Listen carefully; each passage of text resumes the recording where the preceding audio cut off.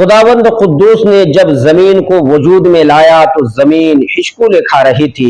السلام علیکم ورحمۃ اللہ وبرکاتہ۔ ناظرین، میں آج کے اس ویڈیو میں بہت ہی خاص اور اہم باتیں آپ تک پہنچانے جا رہا ہوں، لہٰذا میرے ساتھ ویڈیو میں آخر تک بنے رہنے کی کوشش کریں۔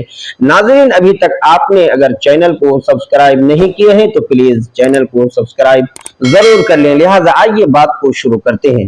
اللہ کے نبی صلی اللہ تعالی علیہ وسلم نے ارشاد فرمایا کہ جب اللہ تبارک و تعالی نے زمین کو وجود میں لایا، زمین کو پیدا فرمایا تو زمین ہچکولے کھا رہی تھی۔ پھر اللہ تبارک و تعالی نے پہاڑ کو پیدا فرمایا تاکہ وہ زمین کو تھامے رہے۔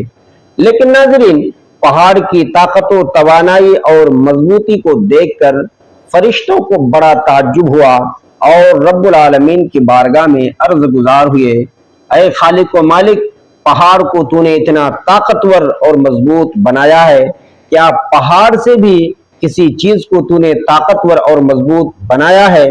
تو اللہ رب العالمین نے فرمایا، اے فرشتوں، میں نے پہاڑ سے زیادہ مضبوط لوہا کو بنایا ہے۔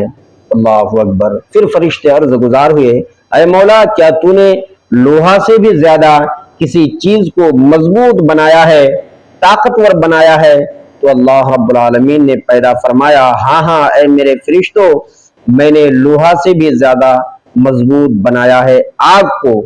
پھر فرشتے عرض گزار ہوئے، اے خالق و مالک، پاک پالنہار، کیا تو نے آگ سے بھی زیادہ طاقتور اور مضبوط کسی چیز کو وجود میں لایا ہے؟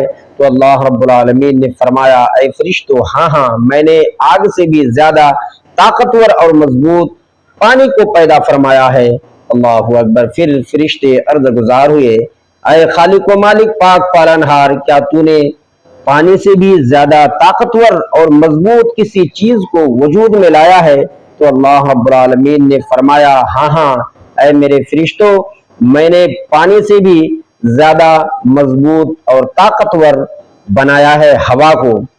پھر فرشتے عرض گزار ہوئے، اے خالق و مالک، کیا تو نے ہوا سے بھی زیادہ طاقتور اور مضبوط کسی چیز کو وجود میں لایا ہے؟